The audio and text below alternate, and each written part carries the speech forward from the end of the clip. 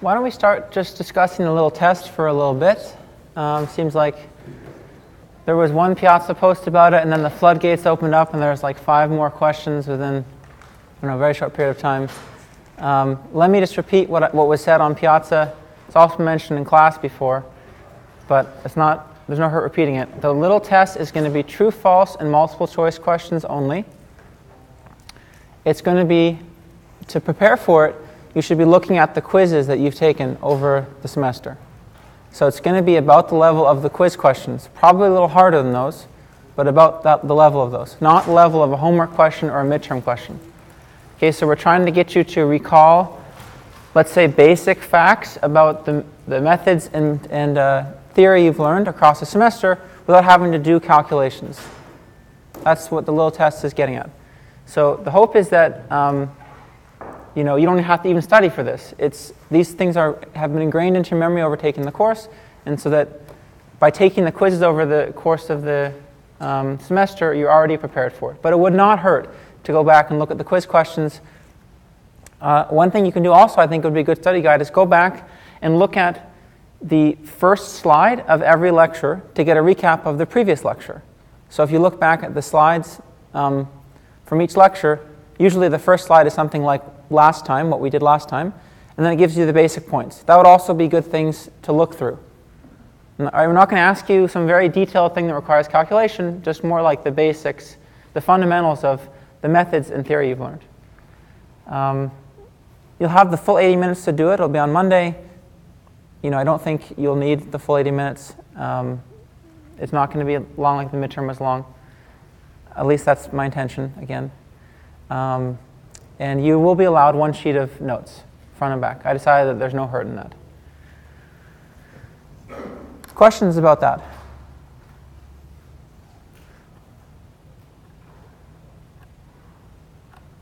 All right. So that's on Monday. Make sure to remember at least to look through some of the quizzes and such before Monday. And then next Wednesday, a week from today, you don't have class. So that period is just going to be left free for working on projects. And I'm not going to show up here. You don't have to show up here either. If you want to come ask questions, you're welcome to come to my office. You can talk about your project if you have questions. I'll be in my office at that time. So it'll be like an extra office hour for the week. Any questions about anything to come? Okay, so you should hear by today a Piazza post that tells you which teams have been selected to give spotlight presentations and which teams are going to do posters. So 6 teams are going to do these presentations during our final period, which will be held, I think it's Rashid Auditorium. So our final project presentation period is May 7th. It's from 1 p.m. to 4 p.m. That's the date that was given to us by the registrar for our final exam. We don't have a final exam. We'll be doing this instead. I think it's in Rashid Auditorium in Gates. And 6 teams are going to be giving talks about, let's say, 10 to 12 minutes long. And everyone else is going to be doing a poster. And so by today, you'll see a post with that'll tell you whether or not you're going to be doing a talk or a poster. If you do a talk, you don't have to prepare the poster. You only have to do the talk. You don't have to do both. Okay, so unless there's any questions, that basically describes the rest of the course. Today's our last lecture. I thought it'd be fun to end on this. This is something we ended on, or we didn't end on this last year, but we had this last year, and I think it was kind of a fun lecture. There's no quiz today. This is not going to be covered on the little test. The little test will cover everything up until last lecture, through last lecture. Okay, so we're going to be talking about non-convex optimization today, and just a bit of motivation. We've spent the whole semester on convex optimization. In truth, if you didn't know what a convex optimization problem was before you took this class, if somebody asked you to formulate an optimization problem, you probably would have written down one that's non-convex, right? It's just because there are many more ways to formulate a problem than what the kind of convex set of rules restricts us to. And in many cases, maybe the most natural thing to do that comes to mind is non-convex. So the picture you might think of is like, well, we learned convex optimization, right? So it's this little tip of the iceberg. But really, in terms of the breadth of problems that we can solve, there's this huge non-convex world we haven't talked about. And in some ways, that's true. But in other ways, the point of the course was trying to convince you that you can still do a lot of useful things, make lots of useful, formulate lots of useful statistical estimators while staying in the convex world. Today we're going to talk a bit about what happens down here, in this kind of dark, gloomy, non-convex optimization world. So what are some takeaway points that you might think about before we start talking about non-convex problems? Well, one of the main points of this class was that if it's possible, try to formulate the task that you're interested in doing, statistical task, say, in terms of a convex optimization problem, because it's typically easier to solve and easier to analyze. Those are the two main things that we learned, right? You can kind of generically solve convex problems with one of many algorithms. They can be more or less efficient depending on the situation, but you have a very broad suite of algorithms available to you that are guaranteed to converge in some sense. And we can also analyze them in a fruitful way, often with the KKT conditions, which for a very broad class of convex problems are necessary and sufficient for characterizing optimality. So non-convex does not mean non-scientific. That's important to remember, right? If somebody comes up to you and says, this is my problem, I'm interested in solving it, it's modeling some, say, physical system that is, I'm trying to study statistically, or it comes out of some very good model. If the problem is non-convex, it doesn't mean that it's not scientific. You shouldn't discard that completely, right? It just means that typically, whatever estimator comes out of that is going to have higher variance. So why do I say that? It's because with non-convex problems, we're not guaranteed to find global optima, right? We're not even guaranteed that local minima don't exist. So in running a non-convex optimization algorithm, the answer we get will typically depend on our starting point. So what does that mean in terms of the statistical variance in estimation? It means that it's probably higher, right? Because you give me a new data set, that changes the landscape. I might change the spot where I started my algorithm, and I'll get to a different local minima, likely. So if I look at my estimate across, say, replications of data sets, it's likely to have higher variance than an estimator would have if it were posed in terms of a convex optimization problem. Does that make sense, hopefully? A very rough argument. So what does that mean in terms of, let's say, the mean squared error I can expect from this estimator? How does higher variance have anything to do with mean squared error?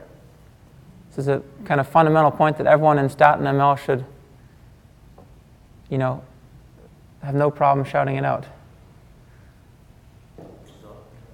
What's that?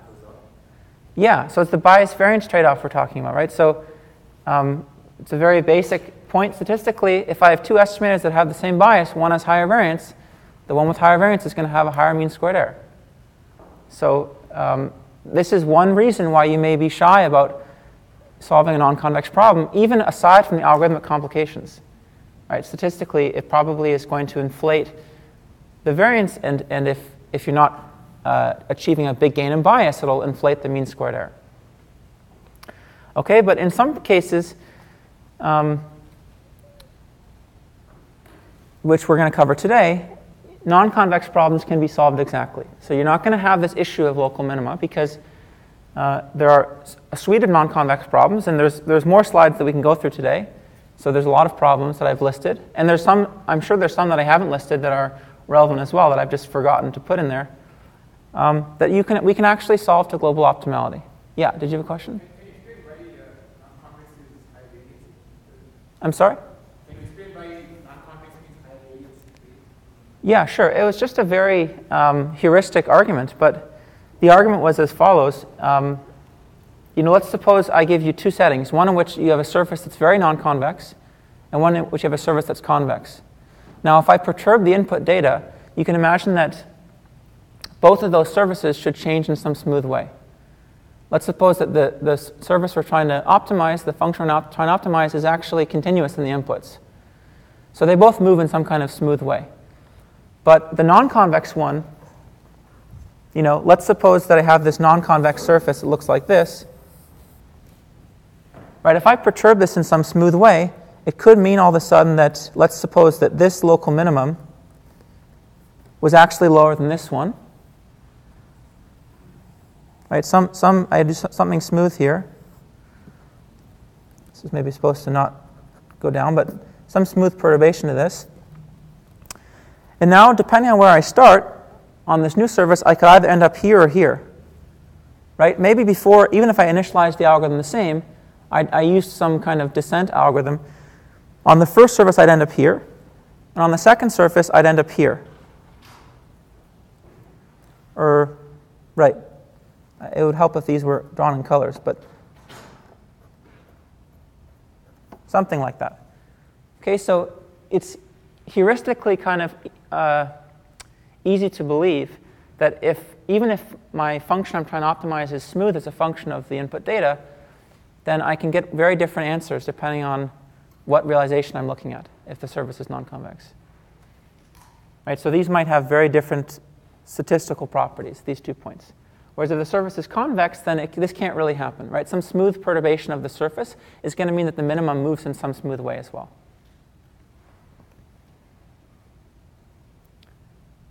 Okay, so this is not, like I said, to kind of dump on non-convex optimization, because truthfully, there is you could take an entire class on methods that try to be somewhat general in terms of their pursuit of optimality. And it's not something that we're going to cover in this lecture. But rather, we're going to look at kind of the most favorable case for non-convex optimization, which is problems in which you can solve exactly the global optimality. Okay? And I think it's just supposed to be a fun survey of problems. And maybe in the future, you'll come across a problem that looks like one of these, and you'll look up one of the reference for this problem, and you'll see that actually, the non-convex problem you're interested in either is very close to one that can be solved exactly, or maybe it even can be itself. Just a kind of a nice, fun survey of problems to show you how frequently non-convex problems show up and when we can actually solve them exactly.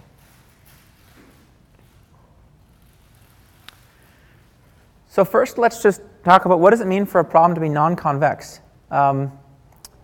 So remember our generic framework for an optimization problem: minimize some function subject to inequality and equality constraints on other functions.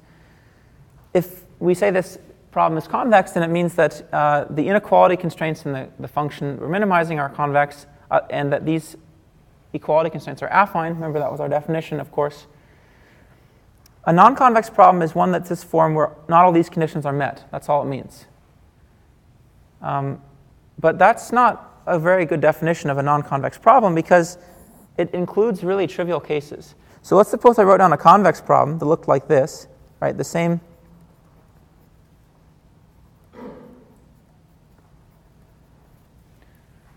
form, but I just told you that these are all convex functions. F and H are convex functions.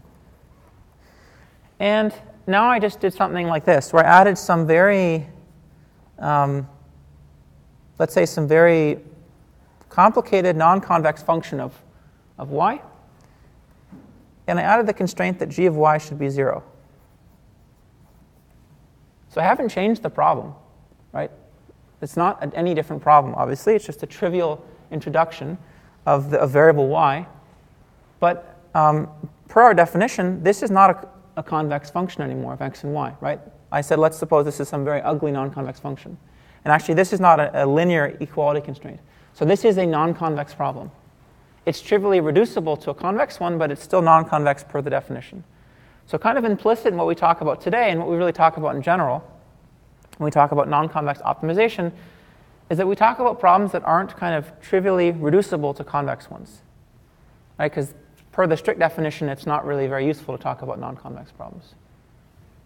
So if you have a problem that you claim is non-convex, and there's kind of a trivial or even just a few line equivalence between that and a convex one, that's not really something that we're going to call a non-convex problem. What does it mean to solve a non-convex problem? Well, it really means solve in the sense of global optimality. Remember, we learned that non-convex problems can have local minima. Actually, we didn't really learn this formally. We just can see in examples they have local minima. Right? That there can be a point x that is feasible and it satisfies the property that it's smaller than or equal to f of y for all feasible y in a neighborhood of x, but it's not globally optimal. We've just seen examples of that. You can draw any simple 1D example and convince yourself of that property. And we proved, of course, this couldn't happen for convex problems. And we proved that in the first lecture. That was one of the redeeming qualities of convex problems. So, of course, we mean by solving a non-convex problem, at least in this lecture, we're going to mean solving the problem to global optimality. And we also mean doing it efficiently. Implicitly, we're not going to consider problems where we can solve a non-convex problem, but we can't do it in polynomial time. Okay? This is just these are all rough guidelines for what I'd say you can think about when one talks about solving non-convex problems. There are really many addendums that should be put here. There's actually a lot of neat work that's going on right now with non-convex optimization, and so I maybe should have written a few more lines here. But let me say it again that I'm not giving you general recipes to solve non-convex problems. I'm just pointing out specific problems that I think are interesting and are surprisingly tractable. And it's really about putting together problems that maybe look hard and end up being solvable. So even some of the problems I'll mention are actually convex, but just are not maybe phrased in the way that you typically see problems in this class. And there's work that's going on right now. In fact, this last NIPS was full of this kind of work, and I think it'll be important for some years to come with people who are studying the statistical properties of local minimizers.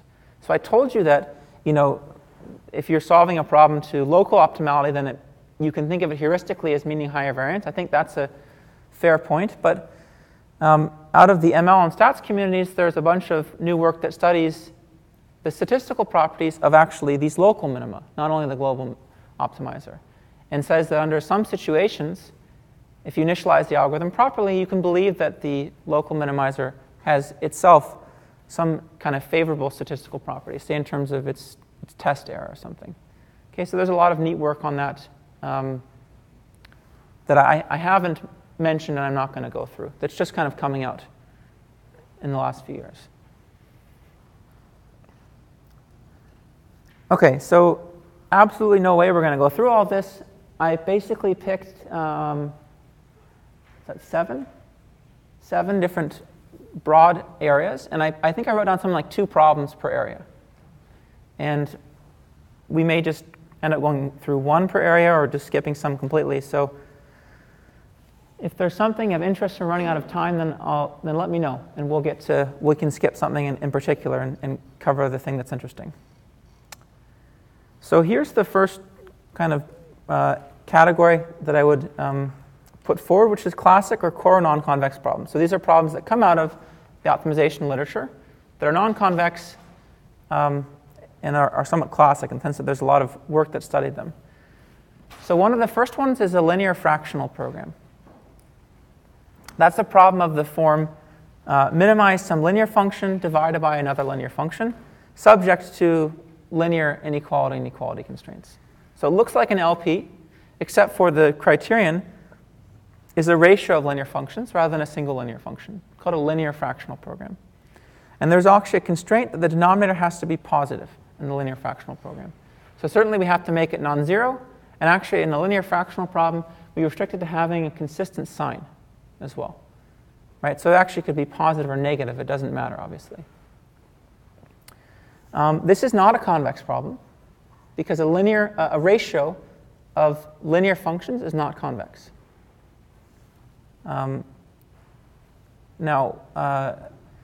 This is actually a quasi-convex problem.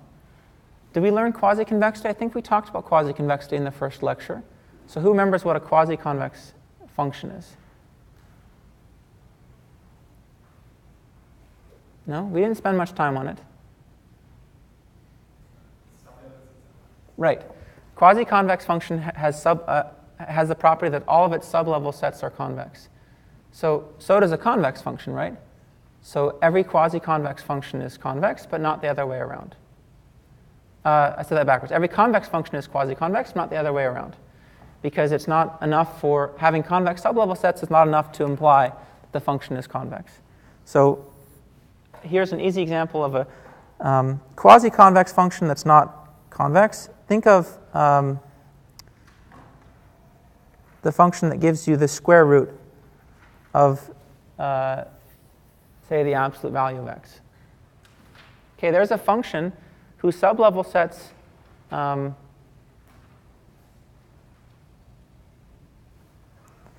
actually, no, these aren't.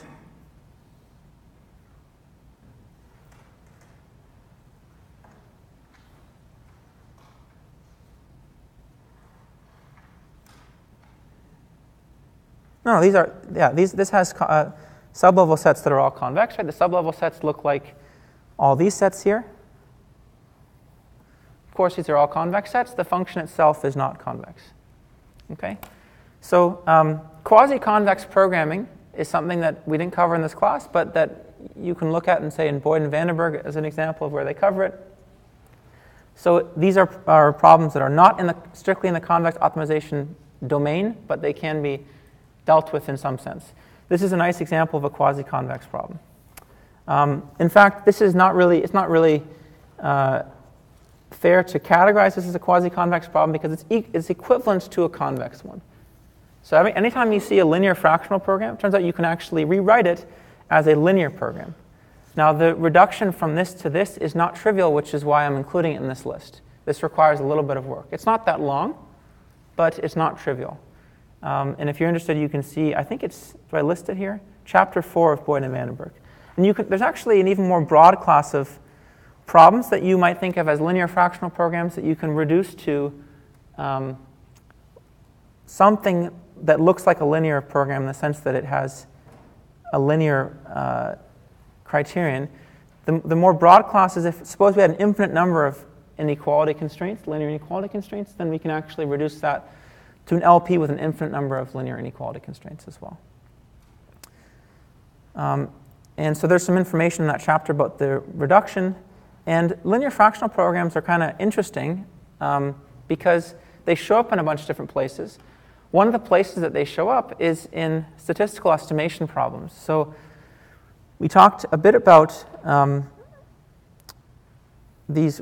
Actually, we talked, I guess, in some detail about these problems we might write down, right, where we have some instance of a loss function plus lambda times a regularizer.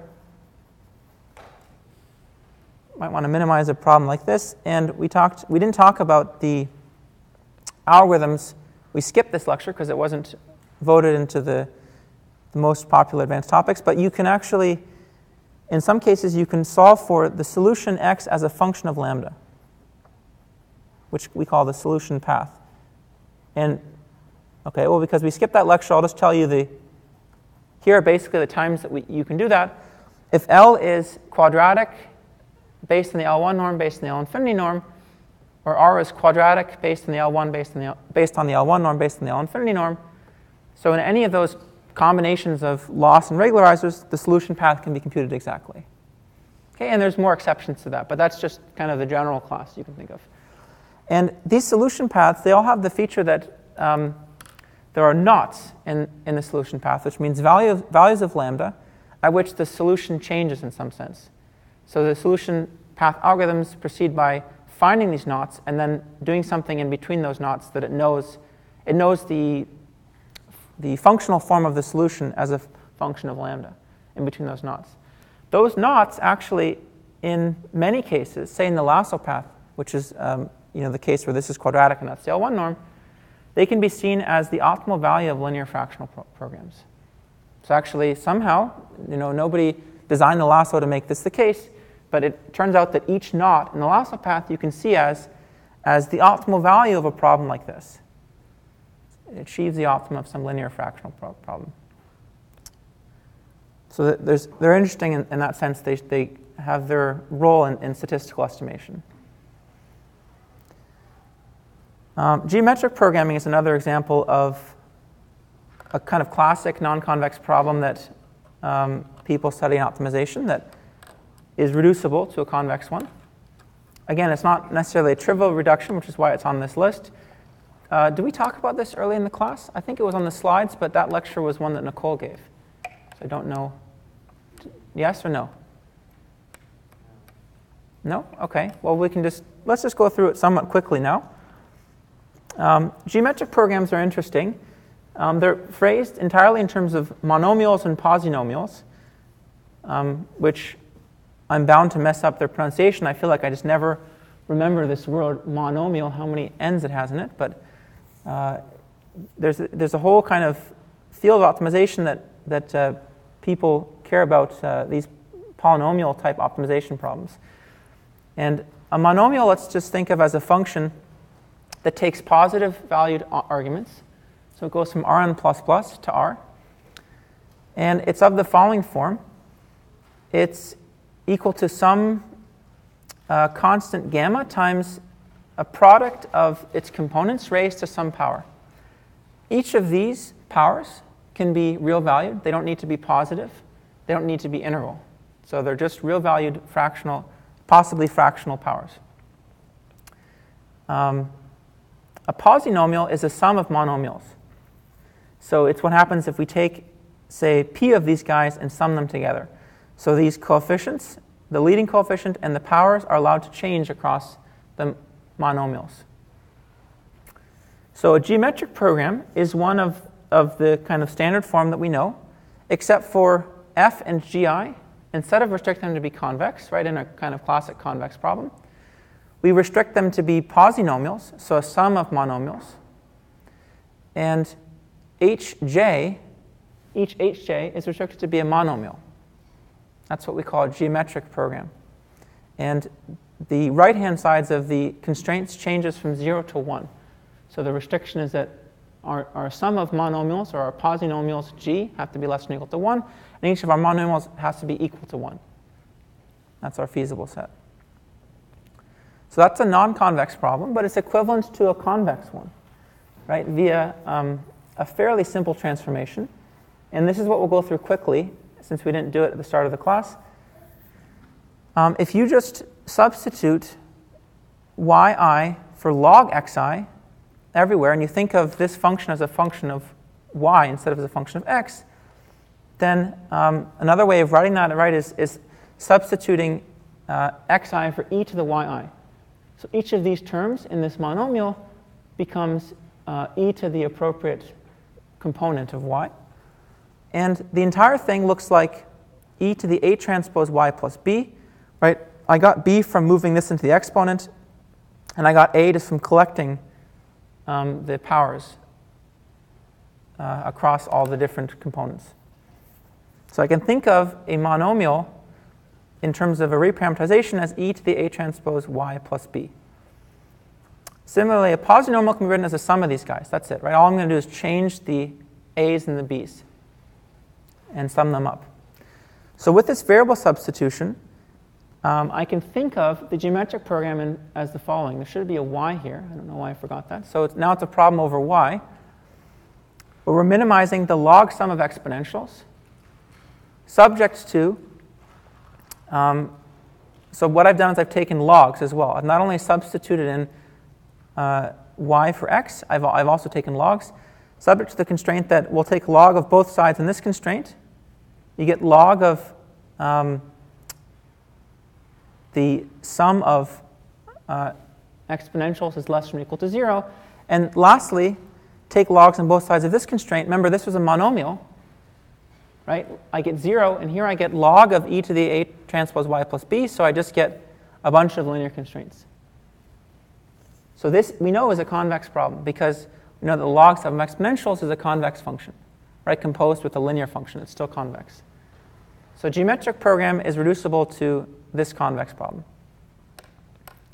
Geometric programs have their place in a bunch of different applications. One of them was an interesting application. It's a floor planning program that is either, I think it's in the Boyd and Vandenberg book in chapter 8.8, and they also have a nice review paper on Boyd and some of his co-authors have a nice review paper on geometric programming. So that's something that you can take a look at if you're interested. Recently, so Sivrit Sra was a visitor. He visited the ML department last year. He has a pretty neat paper that extends geometric programming to kind of the matrix realm. So you can think of this paper as geometric programming over matrices. It's quite an interesting paper. It's also, I think, fairly sophisticated mathematically, but I think it's a very interesting extension of geometric programming if you're curious. All right, we're just going to keep going through these quickly because, well, one, you don't have to do homework on this, so you shouldn't be too bothered if we go through quickly. And two, I think there's a lot of fun problems to cover. So slow me down if something is not clear or you want to hear more details. Otherwise, we'll just keep going quickly. Here's a third topic that kind of comes from the classic/core a non-convex optimization category, which is how to turn non-convex equality, or how to, I guess you can call them non-convex equality constraints, meaning that they are not linear functions that we're setting equal to 0, into ones that are acceptable by convex problems, which are ones where we have a linear function equal to 0. So, where we have that function less than or equal to 0. So here's the problem form. Let's suppose we had this problem where I tell you that all the functions are convex. So it's a non-convex problem because L of x is not necessarily affine. So it doesn't fit into your standard framework for convex optimization.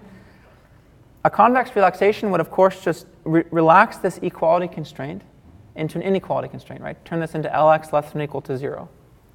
That would be the first thing you would think to try if someone gave you this problem in practice. Right? But you know that the solution to this problem can only be lower than, in terms of its optimal criterion value, than the solution to this problem, because the feasible set you've just made larger. But the question is, when is this relaxation tight? When have you actually solved this relaxation and preserved, say, the optimal criterion value, and you're more interested in the solution? You're guaranteed to have the solution. There was a problem on your homework that you did. The first or second lecture, we talked about this as well, that gives you a general prescription for when this relaxation is tight. Now, those are sufficient conditions. They're not necessary. They're very far from necessary. But they're sufficient conditions for when this relaxation is tight. They have to do with basically the monotonicity of these functions in the feasible set. And you had an example also of when you could see it kind of intuitively, which was this maximum utility problem that we covered at the start of class. Because we covered that, I'm going to skip it. It was also on your homework. But I'm just reminding you that, in practice, if you have this problem, the first thing you do would be to relax to this convex one, and then you could think about either intuitively how you could show this, or you can refer to that earlier homework problem where you had a prescription for how to prove that relaxation is a tight one.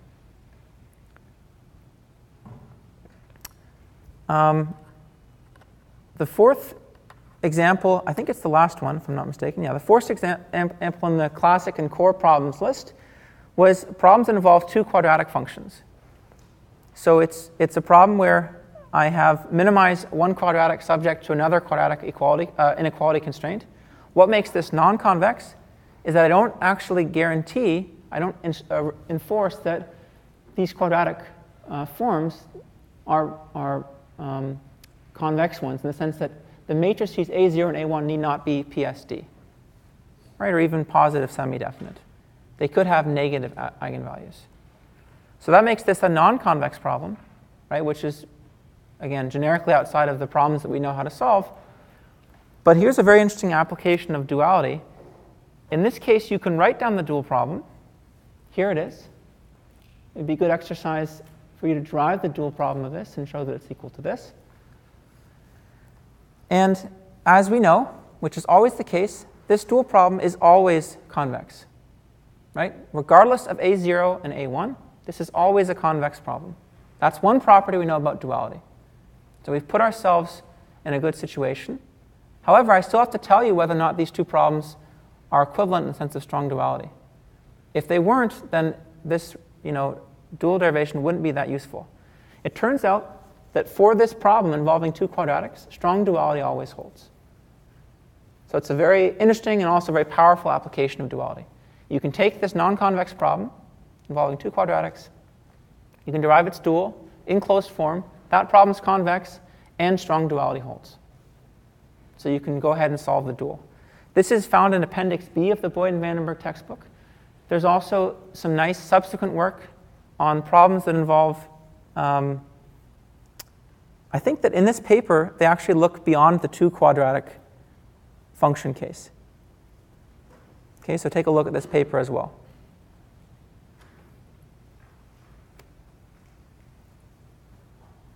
Okay, so we blazed through the classic and core non-convex problems list.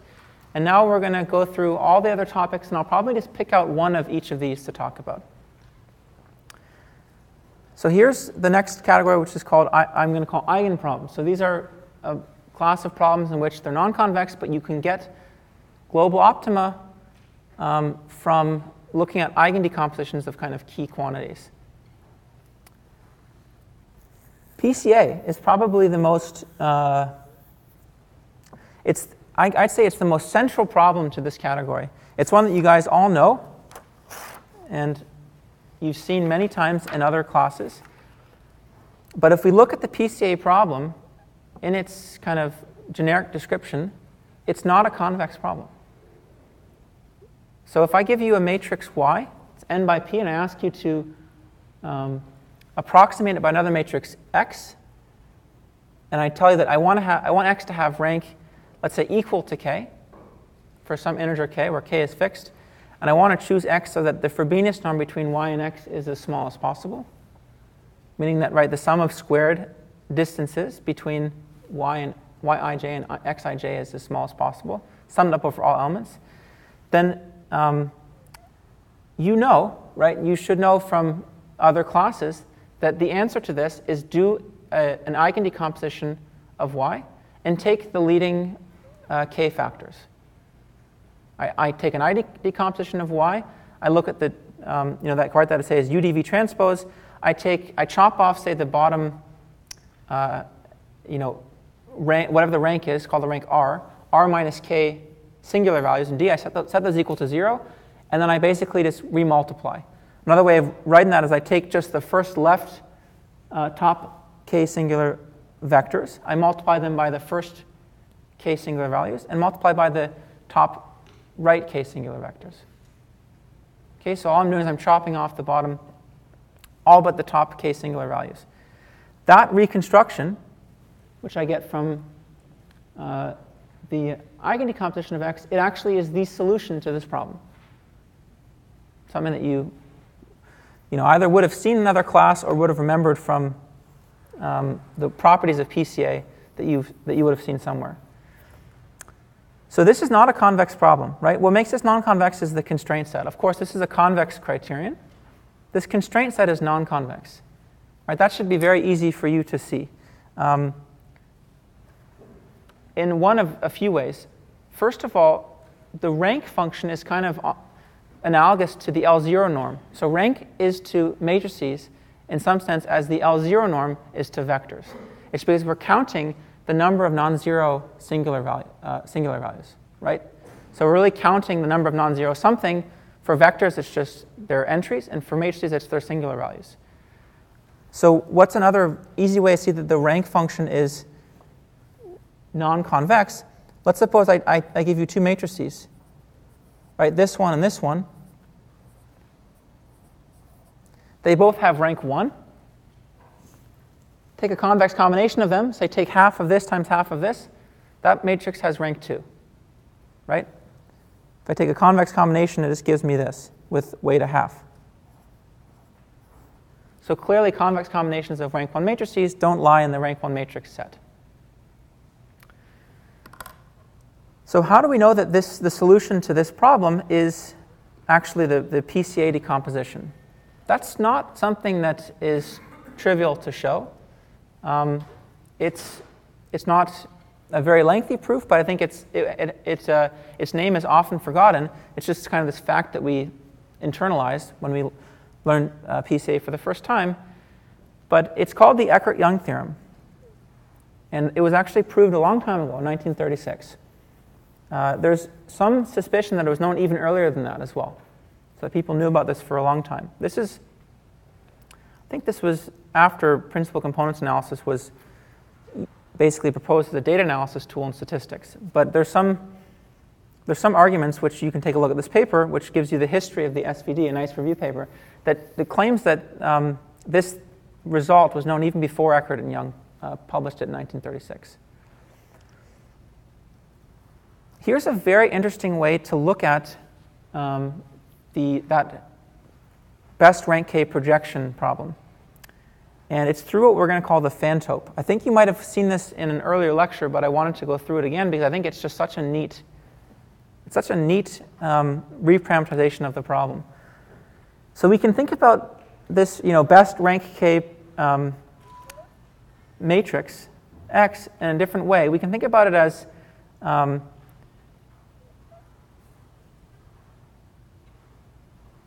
oops, I think I wrote this down.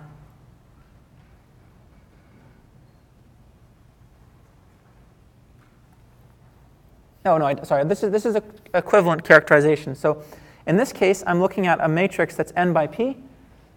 In this case, I want to look at the Gram matrix, or the matrix in the Y transpose Y, which I'm writing as S. So this problem is equivalent to the PCA problem. All I'm doing here is finding the right singular factors. Once you have the right ones and you have the matrix, you can get the left ones through matrix multiplication. So finding either U or V is sufficient for solving the previous problem. So I'm just reparameterizing as a problem where we're just solving for the right singular factors, V. In other words, you can think about this matrix S as Y transpose Y from the previous slide. So Y is the input matrix. So let's suppose you give me a symmetric matrix, S, and I ask you to find another matrix Z that approximates it best in terms of Frobenius norm that has two properties. The first, that it has rank K, and the second is that it's a projection matrix. Okay, so both of these are actually non-convex constraints. Constraining Z to have rank K and constraining Z to be a projection, there's an intersection of two non-convex sets. It's still non-convex. The solution to this problem, as you know, again from your PCA knowledge, is that take the top K right singular factors, VK, and form VK transpose. That'll give you the appropriate projection matrix. It's going to be the projection, in this case, onto the row space of Y for the top K in the top K singular directions. This one is, in fact, equivalent to a convex problem. This is something I think people don't really see very often, and I wasn't even aware of it until a few years ago, although this result is very old. And let's see that equivalence, because I think it's so neat. We're going to start by expressing the constraint set C. Right, it's just a set of all matrices Z that have rank K, and for which Z is a projection. That's just literally what this constraint set is.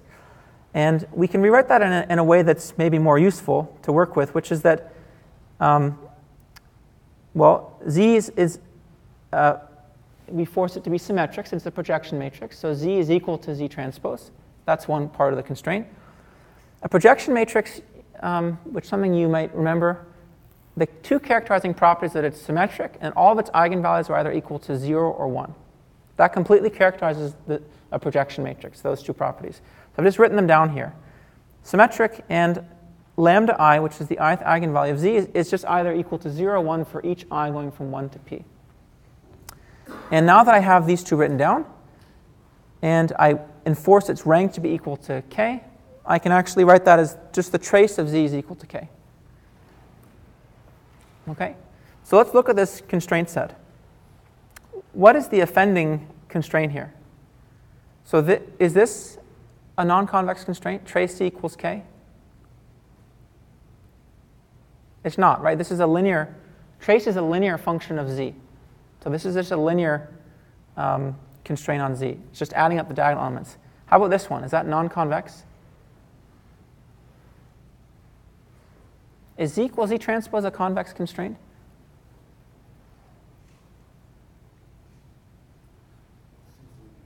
It's linear, right? So think about unraveling Z into a big long vector. Z is just that vector. Z transpose is just a linear function times that vector that rearranges the components. So I'm just asking for a linear function of z to be equal to 0. So, or two linear functions to be equal to each other. So these are both fine. So they're both linear equality constraints. It's this one. Right? That's the one that is, yeah, Jersey.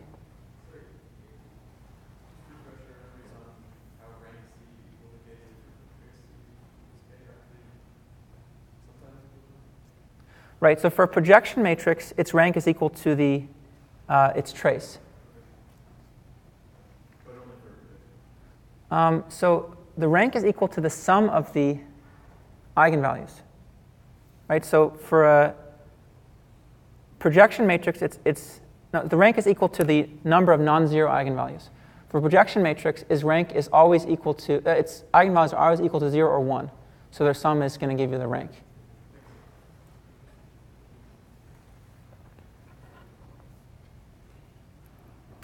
Okay, so this is the constraint that's non-convex. Right? This is the one that is offensive in some sense if we're trying to solve this problem. So what would you do in this case? What would be the thing you'd think about trying? How would you relax this constraint? Think about what you do in an integer program. If I told you I had a value, a variable x that has to take values 0 or 1, what would be the most natural relaxation for that? Right, I just say, well, let's just try letting this variable lie between 0 and 1. Okay, that actually turns out to be, that relaxation is equivalent to relaxing C to its convex hull. So another exercise that you can check, I think it's a good exercise to do, just practice with these concepts. So the convex hull of C is actually the set of all z's for which these two linear constraints still hold, but the eigenvalues are all between 0 and 1 in terms of the interval 0, 1, not just the set 0 and 1. That set I can also think about as the set of all z's that are symmetric, their trace is equal to k, and I can just express this like this, right? The eigenvalues lying between 0 and 1 says that z has to be positive semi-definite, and I minus z has to be positive semi-definite as well. It's the same constraint set. This set is called the Fantau of order k. It has a name. It's kind of, you can think of it like a polyhedron over matrices, which is where the name Fantau comes from. It's a bounded polyhedron or a polytope over matrices. The name Fan is actually, I think, attributed to the author of the paper that kind of first studied this set, this paper in 1949. Now, what we said in kind of our progress all along was that, well, we can just change the constraints from having eigenvalues equal to 0, 1 to having eigenvalues between 0 and 1. Another way of writing that is that we're just going to change this constraint set from being z in C to being z in the convex hull of C, which I called fk, the Fantau of order k. This is a convex problem now, right? You could solve this as an SDP. Even if you forgot all of the kind of wonderful primal dual and chair point methods that we learned and that Javier taught us, you could just pull up Sudumi or CVX and solve it. So what would happen if you did that? What would happen is actually that you got, uniquely, the PCA solution.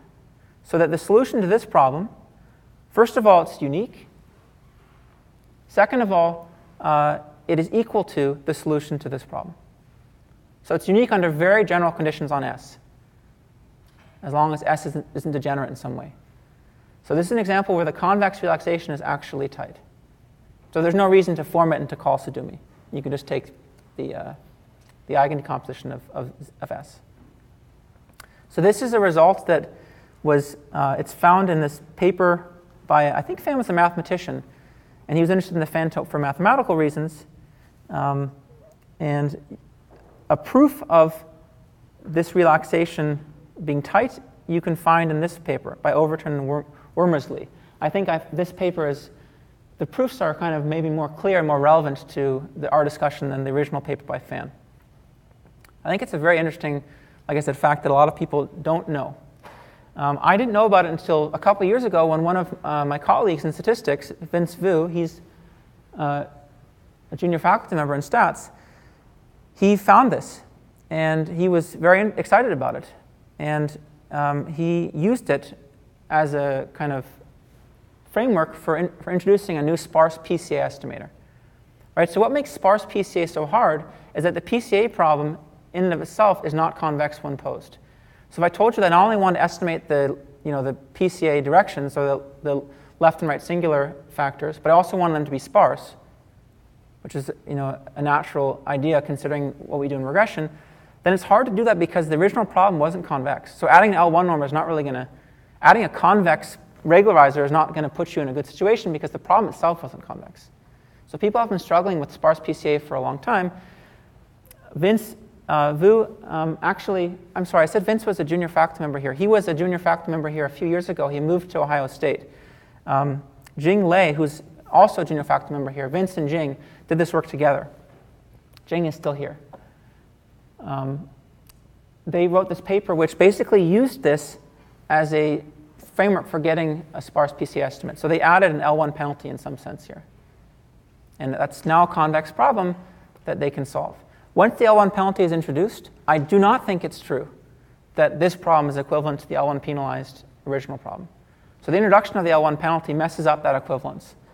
But you may not care about that original problem because it was so hard to solve that it would be intractable in some sense.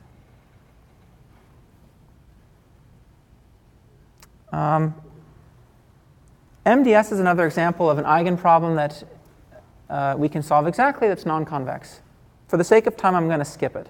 But if you're interested in multidimensional scaling, take a look at this book, The Elements of Statistical Learning, and take a look at how they solve this problem. It's a neat example, again, of how eigendecomposition comes to the rescue and saves us from a non-convex optimization problem. All right. And I'm going to skip this generalized eigenvalue problem as well because we just don't have time. So there's a rich class of problems where the SVD basically comes to the rescue to help you out when the problem's non-convex. Let's take a break. It's not a bad spot to take a break, and then we'll come back and talk about graph problems. Don't mind this blazing speed because we're going to continue with it. I'm going to just quickly go through the graph problems because we already talked about the max flow min-cut equivalence. I'll just remind you that actually min-cut is non-convex. And if those of you who are in CS, you would have taken a course on graph theory or graph algorithms where you would have seen lots of non-convex problems that you can solve exactly. So min-cut is an example of a problem that's non-convex. Remember, idea is we're given a graph. We have costs on the edges of this graph. And I tell you that I want you to come up with basically a set of nodes such that that set and its complements minimize the cut, which is the sum of the edges that cross over from one set to the other. So in this case, it would be the sum of these costs, right? The cost on this edge, and this edge, summed up all together. That problem we can formulate like this, which almost looks like an LP, except for I constrain the variables b, xi, and xj all to be either 0 or 1. So it's actually an integer program, not a linear program, because we're constraining them to either be only 0 or 1. Bij is the indicator basically that this edge traverses the cut, whether the edge between I and j traverses the cut, so it's either 0 or 1 if that edge traverses the cut or not. And xi gives you the membership of node I, whether it's in say the set A or A complement, where A is the set you're trying to find. So this is the min-cut problem. We learned when we talked about duality that actually when we relax this problem into an LP, so we basically, you can think about it again, turning those 0, 1 constraints into interval 0, 1, that's all that's being done. But then you can kind of throw out some of those constraints because they're extraneous. This is the LP relaxation of it. We learned that this is actually equivalent to max flow. So the dual of that problem is the max flow problem. In fact, I think we maybe even went through the proof of that in class. And then there's another kind of well-established result in network flow, which says that max flow and min-cut have the same optimal value. There's strong duality there. And in fact, it's even more than strong duality because min-cut is non-convex. So in particular, that tells you that Mincut and its relaxation have the same optimal value, because they're kind of sandwiched in between Mincut and max flow. So go back to lecture 12 to see that in more detail. Just reminding you that the Mincut problem is one that's non-convex, but when we relax it to an LP, which we can solve, we get the exact solution. Shortest paths, another non-convex problem. It's the classic one in CS. If I give you a graph and I ask you, I just give you two nodes in the graph and I ask you to find the shortest path between those two nodes as a sum of edge lengths, directed graph, that's a non-convex problem. If you think about writing down the optimization problem, it'll look something like this. I'm not going to go through this because we just don't have much time. Dijkstra's algorithm will solve this problem for you. It'll actually do even more than that. It'll give you a shortest path tree. So those of you in CS probably remember this from another class. So it gives you the shortest paths if you pick out a node S between S and every other node in the graph. So it gives you more than just the shortest path between S and T, say from the node T. And it's also solvable in a very reasonable order. So I'm not an expert on this stuff, but as far as I can tell, some of the best implementations run in size of edges times log size of nodes. It's really quite fast. You can do it for big graphs. Okay, non-convex prox operators. This is interesting, an interesting class of problems. So here's the simplest non-convex prox operator that you probably have seen. It's hard thresholding. So suppose I give you the problem where I want you to find the prox operator essentially of the L0 norm. This is really the L0 norm, but it's a weighted L0 norm. So each element being 0 is weighted by a different amount, lambda I. The solution to this problem is just hard thresholding. So you take yi and you set it equal to 0, or you leave it at its value yi, depending on whether or not yi squared is bigger than lambda I. You call that output beta I. That is the solution to this problem. It's very easy to see that, right by inspection, right? So first of all, we just say that, well, this is a sum over I, but those problems have nothing to do with each other. So minimizing that sum is the same as minimizing each term. So now think about just minimizing one term, which is yi minus beta I squared plus lambda I times the indicator that beta I is not equal to 0. Forget about all the other ones because they can be done separately as well. So there are two cases. If beta I is equal to 0, right, then this term is equal to 0, and this term is equal to yi squared. So that's one case. The criterion value is yi squared. The second case is when beta I is not equal to 0. When beta I is not equal to 0, what value should we give it?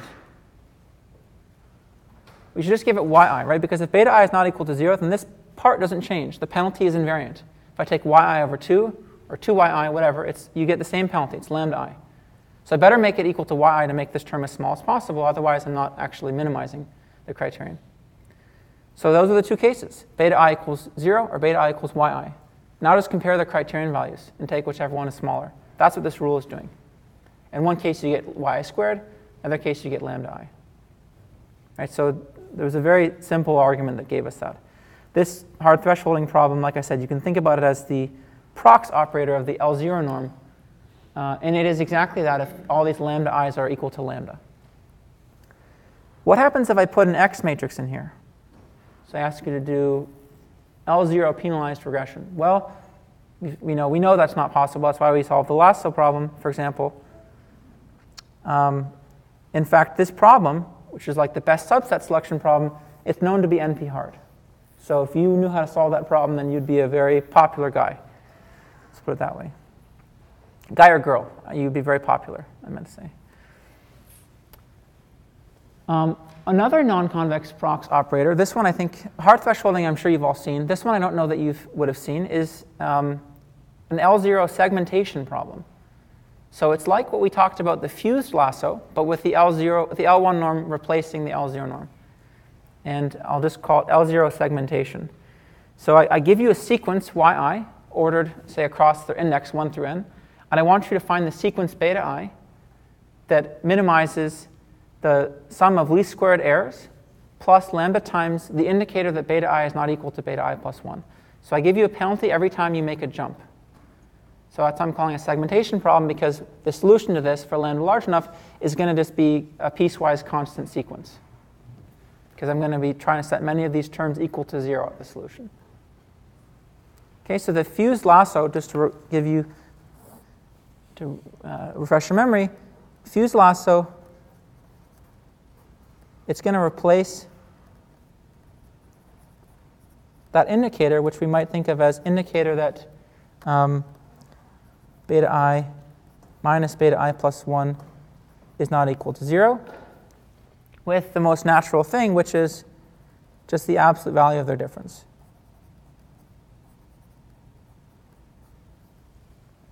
Okay, interestingly, we can actually solve this problem exactly. We don't need to go to this relaxation, at least not for this simple setup. I mean, we might want to go here anyways. Maybe this has different statistical properties, but we could solve this problem exactly. And that's done with dynamic programming. There's actually 2 different dynamic programming algorithms that I know of that solve this problem. And I don't think either of them is very well known. Well, maybe, I think Bellman's dynamic programming work is very well known, but maybe it's not known to be applied to this problem. So there's an old paper by Bellman which is called On the Approximation of Curves by Line Segments Using Dynamic Programming, which gives you the solution to this problem in worst case n squared time. There's another paper by Nick Johnson, who's a statistician, who's now at Google, that I think he has a very beautiful dynamic programming algorithm to solve both this problem and the fused lasso problem. So actually, both of them can be solved with dynamic programming. And it's not dynamic programming as you may typically have seen it in a, say, a CS algorithms course, because dynamic programming is, I think, often learned over a discrete set of variables. Right here, the set of variables is continuous. I'm not restricting you to being able to use only certain levels for beta. So it doesn't reduce to a simple lookup table. These are both kind of very sophisticated algorithms. Johnson's algorithm is more efficient. So I think that in practice, Johnson's algorithm runs more like order n. It's closer to linear time. Its worst case complexity is the same as Bellman's algorithm. But the Bellman algorithm is more general. It solves just really more than this problem. A paper has more content in it. So, it's another thing that maybe you might take a look at if you're interested in this problem in particular.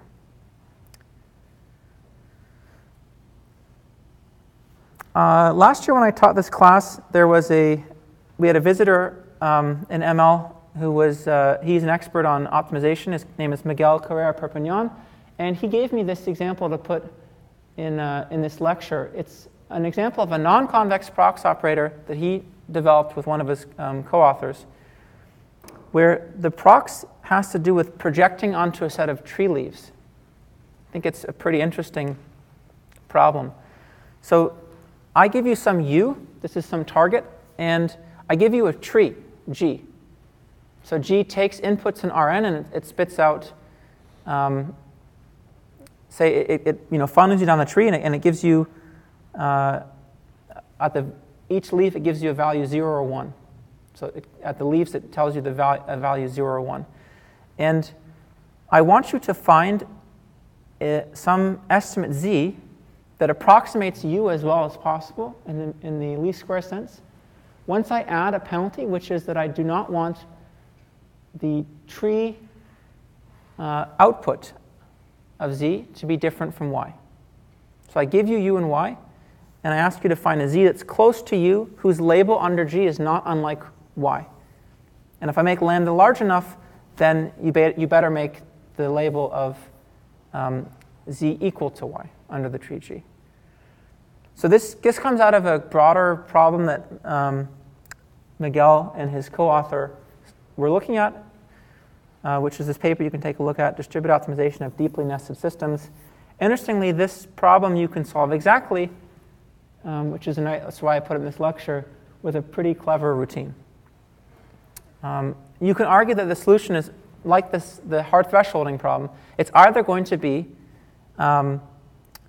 u, you're either just going to take it equal to u, or you're going to choose it equal to what I'll call the projection onto the set S of u, where S is the set of all leaves whose label is equal to that of y. Right? So this should really say g inverse of y. I don't know why I put 1 here. So either you're going to take it equal to u to make this term 0, or you're going to take it equal to the point whose label is equal to that of y that's closest to u. And we're calling that the projection of u onto S, the set of tree leaves. Those are the only two options you would choose. So how do we project onto a set of tree leaves? That's what this prox operator reduces to. It's a very non-convex set. Right? So think about a very simple tree.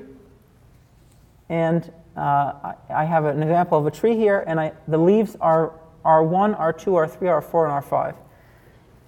And so the tree makes splits based on just the values of individual variables. So the leaves looks like they're just a union of rectangles, right? The leaves partition the sample space into rectangles. So projecting onto any one of these boxes is very fast, right? It just takes order and operations. We learned how to project onto a box. You just truncate the appropriate component. What happens if I give you a union of these things? So suppose that R5, R3, and R4 were the only leaves that had value equal to 1. So I want you to project onto the union of these. Union R5, R4, and R1. That's very non-convex. And you can imagine in a very high-dimensional space, a union of boxes is a very non-convex thing. So how do we project onto that efficiently? That's the question. Well, there's two ways you could do it. The first is that you could just look at all the leaves that had value 1, look at all the boxes in the union, and project onto each of them. Those each take order n time. And then you just choose the one, right, that has the smallest value, distance between that and u. That's the brute force way to do it.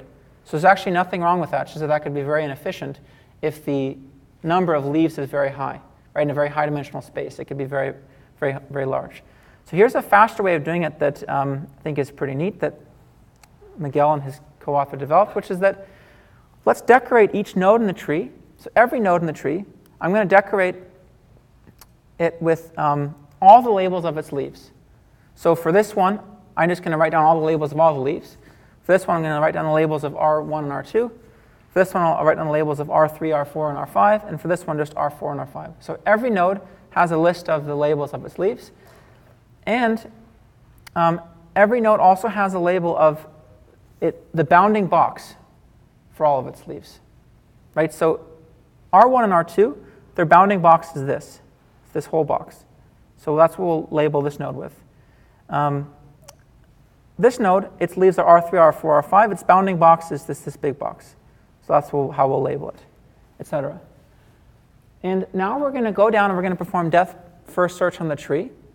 And at every node in the tree, we're going to either keep it or prune it. And we're going to prune it if none of its leaves have the label y, which we can see, right, because we've labeled all of its leaves. So if we're at any point where in the tree where the leaves only have label 0 below that node, we just prune it. Or if the bounding box of that node for its leaves is farther away from the smallest bounding box we've seen, or the closest bounding box we've seen so far to u, then we also prune it away. Because that means that if the bounding box is farther away, then nothing inside the bounding box can be closer to u than the current thing that we've seen. So we go down the tree in a depth first search manner, and we just chop off entire subtrees based on this rule.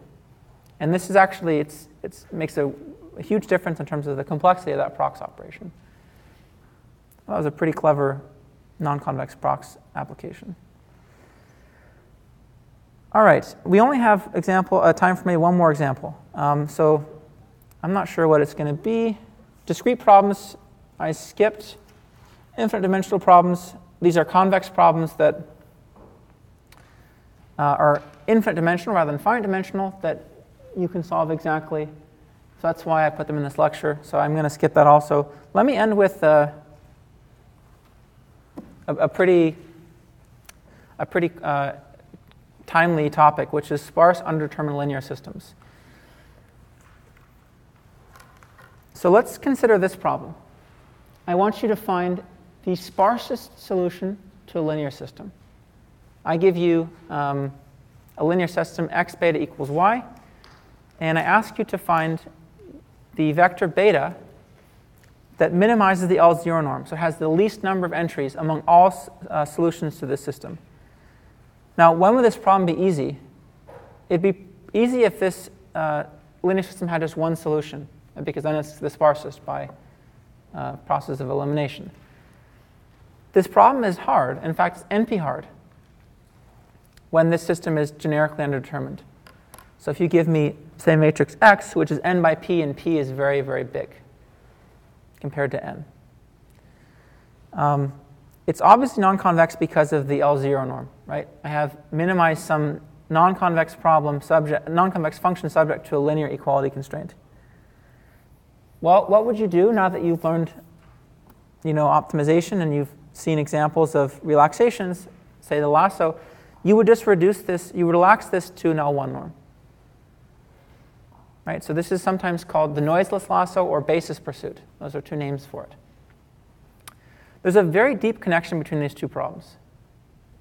And I'm going to talk about results that come from this paper by Donahoe, which is, I'd say this was one of the papers that ignited the field of compressed sensing.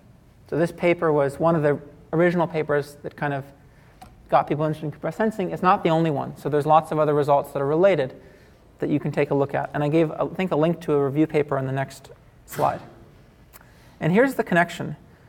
Let's suppose that n and p grow very large and p is bigger than n. Then what Donahoe proves is that there is a threshold rho, some rho, that's a function of the ratio p over n. And it has the property that for most matrices X, and I'll tell you what that means in a second, if you solve this L1 problem, which you can do as a linear program, that might have even been on the homework, or I think we had it in the notes at one point. This can be written as an LP. And you happen to find a solution that has fewer than rho times n non-zero components. So think of rho as this critical ratio. Then you are guaranteed that, first of all, this L0 problem has a unique solution, and you found it. It's pretty amazing. You solve this LP. If the solution is sparse, by which we mean it has less than rho times n entries, then it is the unique solution to this NP-hard problem. If you solve the LP, the basis pursuit problem, and your solution is not sparse, which means that it has bigger than rho times n non-zero components, then it's not the solution necessarily to the L0 underdetermined system problem, but there is no solution to that problem that has less than rho times n entries. So maybe you don't care anyways. Right? If you only want a sparse solution, then, and you solve the basis pursuit problem and you didn't find one, then actually you're told that the this sparse underdetermined system wouldn't have had a sparse solution anyways at the level rho times n. So maybe you shouldn't have bothered solving it anyways. So this statement is actually probabilistic. So I'm hiding a bunch of probability statements. Most means that if we look at most matrices whose columns are normalized to have norm 1, and we look at the set of matrices with that property, then with high probability over that set, think about drawing uniformly over that set, this occurs. And that probability only gets greater and greater as p and n increase together. Okay, so there's some critical threshold rho that has this property. So this ignited, I think, in many ways, the field of compressed sensing. It told us that approximating the L0 norm with the L1 norm can be really good in sparse situations, provably. And there's a huge body of literature on this stuff. There's a nice review paper by Donahoe and some of his co-authors you can take a look at. There's also a ton of other literature that if you're interested in finding, you can come see me. Okay, that was it. We didn't have time for all of the problems, obviously. If there's some problems here that interested you that I didn't talk about, come to my office hours or talk to me sometime. And that was it. I'll see you on Monday for the exam.